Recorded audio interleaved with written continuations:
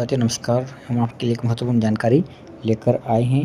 शिक्षण आयुक्त द्वारा एक महत्वपूर्ण जानकारी दी गई है। डॉक्यूमेंट वेरिफिकेशन करवाने से पहले हमें कौन कौन सी सावधानियां रखना है, कौन कौन सी बातों का ध्यान रखना है, उनके बारे में लोक शिक्षण आयुक्त ने जानकारी प्रदान की है।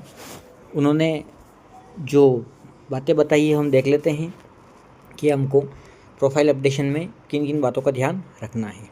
सबसे पहले हम देखें तो जब अपन एजुकेशन पोर्टल को लॉगिन करते हैं तो एक पॉपअप शो हो रहा है कि आवेदक अपनी प्रोफाइल में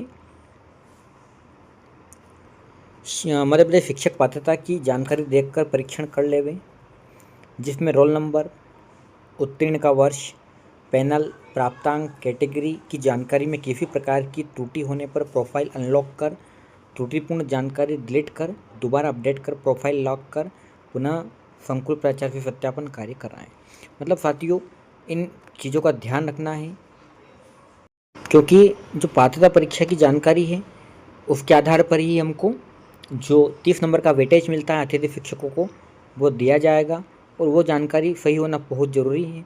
इसलिए पात्रता परीक्षा का जो रोल नंबर है वो रोल नंबर के बाद में उत्तीर्ण का वर्ष, क्योंकि अलग अलग वर्षों में 2018 से पहले की परीक्षाएं मान्य नहीं है, 2018 के बाद की ही परीक्षा जो पात्रता परीक्षा उसको मान्य किया गया है, उनकी जानकारी, पैनल मतलब जिस विषय से जिस सब्जेक्ट से हमने एग्ज़ाम दी है, FF1, FF2, FF3, FF1 और 2 में कौन कौन से सब्जेक्ट हैं, FF3 में FF3 जनरल है या FF3 लैब है, इन सब की जानकारी को चेक करने के बाद ही प्रोफाइल लॉक करने के बाद संकुल प्राचार्य से सत्यापन करवाएं, और सत्यापन होने के बाद भी यदि कोई त्रुटि रह जाती है तो वापस से प्रोफाइल को अनलॉक करें। अनलॉक करने की प्रोसेस का वीडियो मैंने यूट्यूब पर डाल रखा है, आप वहाँ से देख सकते हैं कि कैसे प्रोफाइल को अनलॉक किया जाए।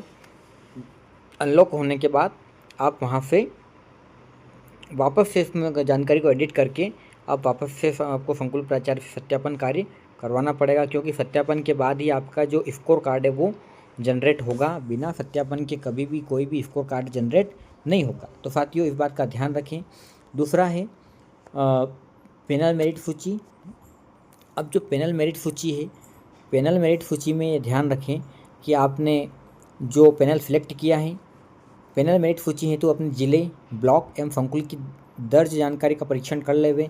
किसी भी प्रकार की त्रुटि होने पर प्रोफाइल अनलॉक कर सही जानकारी की प्रविष्टि कर जानकारी अपडेट कर संकुल प्राचार्य से सत्यापन करवाएं। साथियों ध्यान रखिए, कोई भी जानकारी यदि आप अपडेट करते हैं तो अपडेट होने के बाद वापस से आपको संकुल प्राचार्य से सत्यापन करवाना पड़ेगा, क्योंकि जब तक संकुल प्राचार्य की लॉगिन आईडी से सत्यापन कार्य नहीं होगा तब तक किसी प्रकार का जो स्कोर कार्ड है वो मान्य नहीं होगा, और बिना सत्यापन बिना वेरिफिकेशन के स्कोर कार्ड जनरेट नहीं किया जाएगा।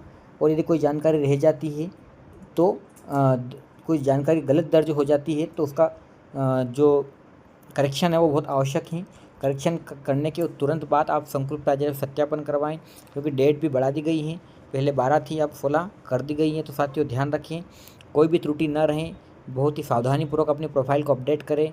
टेट परीक्षा के नंबर या आपका जो व्यक्तिगत जानकारी है वो उन सभी का परीक्षण करने के बाद ही आप प्रोफाइल को लॉक करें। प्रोफाइल को लॉक करने के बाद में अपनी प्रोफाइल लॉक हो जाए उसके बाद आप उसका प्रिंट निकाल कर संकुल प्राचार्य से सत्यापन करवा सकते हैं। सत्यापन होने के बाद ही आपका स्कोर कार्ड जनरेट किया जाएगा।